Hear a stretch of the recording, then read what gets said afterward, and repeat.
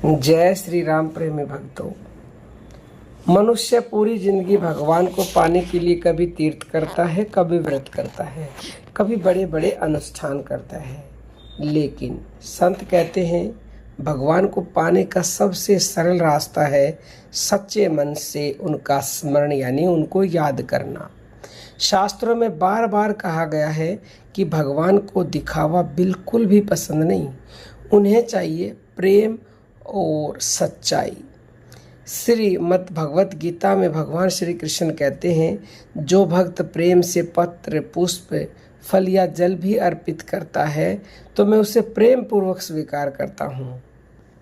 सोचिए, संसार में हर व्यक्ति चाहता है कि लोग उसे याद रखें, तो क्या भगवान नहीं चाहते हैं कि उनका भक्त उन्हें प्रेम से याद करे? इसलिए संतों ने कहा, राम ही केवल प्रेम प्यारा, जान लेहूँ जो जान निहारा। यानी कि भगवान को केवल प्रेम प्यारा है। आपने देखा होगा जब कोई छोटा बच्चा अपनी माँ को सच्चे मन से पुकारता है तो माँ सब कुछ छोड़कर दौड़ी चली आती है। उसी प्रकार जब मन से निकली हुई पुकार भगवान तक पहुँचती है तो वो देर नहीं लगाते। संतों ने ये भी कहा है कि कृष्ण कृष्ण सब कोई कहें, ठग ठाकुर अरु चोर, और बिना प्रेम रीझे नहीं नटवर नंद किशोर। यानी कि वो नटवर नंद किशोर बिना प्रेम के रीझ ही नहीं सकते, आपकी ओर आ ही नहीं सकते। चलिए एक कथा के द्वारा समझने का प्रयास करते हैं। एक गांव में एक बूढ़ा व्यक्ति रहता था। उसे पूजा पाठ की विधि नहीं आती थी, न संस्कृत के मंत्र आते थे, न शास्त्रों का ज्ञान था, लेकिन वो रोज़ सुबह खेत जाते समय एक काम करता था। आकाश की ओर देखकर कहता कि हे प्रभु, मैं आपको भूलना नहीं चाहता, आप भी मुझे मत भूलना। गांव के लोग उसका मजाक उड़ाते थे कि यह कैसी भक्ति है, लेकिन वर्षों बाद जब वह व्यक्ति अंतिम समय में था उसके चेहरे पर अद्भुत शांति थी। उसने मुस्कुरा कर कहा, जिसे मैंने जीवन भर याद किया वह मुझे लेने आ गया। संत कहते हैं कि सच्चा स्मरण ही सबसे बड़ी साधना है। कबीरदास जी ने भी कहा है, पोथी पढ़ी पढ़ी जग मुआ, पंडित भया न कोई, और ढाई आखर प्रेम का, पढ़े सो पंडित होई।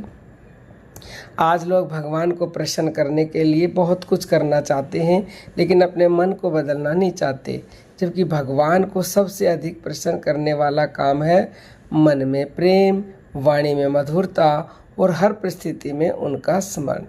यदि कोई व्यक्ति दिन भर में केवल कुछ क्षण रुककर सच्चे हृदय से राम, शिव या कृष्ण जी या अपने इष्ट का नाम ले ले तो उसके भीतर की बेचैनी धीरे धीरे समाप्त होने लगती है।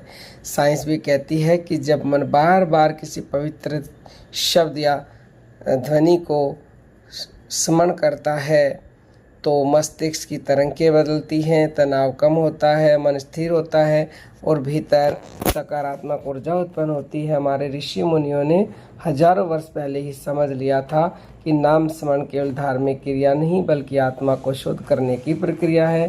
संतों का अनुभव है भगवान को बड़े मंदिरों से अधिक अच्छा लगता है वह हृदय जिसमें छल कपट कम और सच्चाई अधिक हो। इसलिए यदि जीवन में कुछ भी करने का समय न मिले तो केवल एक काम अवश्य कीजिए, दिन में कुछ समय यानी कि कुछ क्षण आंखें बंद कर भगवान को प्रेम से याद कीजिए, क्योंकि जहाँ सच्चा स्मरण होता है वहाँ भगवान स्वयं उपस्थित हो जाते हैं। संत कहते हैं, सुमरण ऐसा कीजिए दूजा लखे न कोई, होठ न फड़के देखिए प्रेम रहे मन मोय। यानी कि भगवान को प्रेम से पुकारिए। और शायद यही कारण है कि कई संत कहते थे कि भगवान को पाने के लिए संसार छोड़ने की ज़रूरत नहीं, बस उन्हें भूलना छोड़ दीजिए, क्योंकि ये जो भूलना है ना, ये सबसे बड़ी बीमारी है और हम उसे भूले हुए हैं, इसलिए हम दुखी हैं। तो उसे याद रखना शुरू कर दीजिए और फिर देखिए परमात्मा आपकी तरफ दौड़े चले आएंगे। संसार में भी आप किसी को याद करते हो तो अगले को हिचकियाँ आने लग जाती है कि कोई मुझे याद कर रहा है, तो भगवान को हिचकियाँ नहीं आएंगी क्या? भगवान तो नंगे पैर दौड़े चले आएंगे आपके पास और सीने से लगा लेंगे।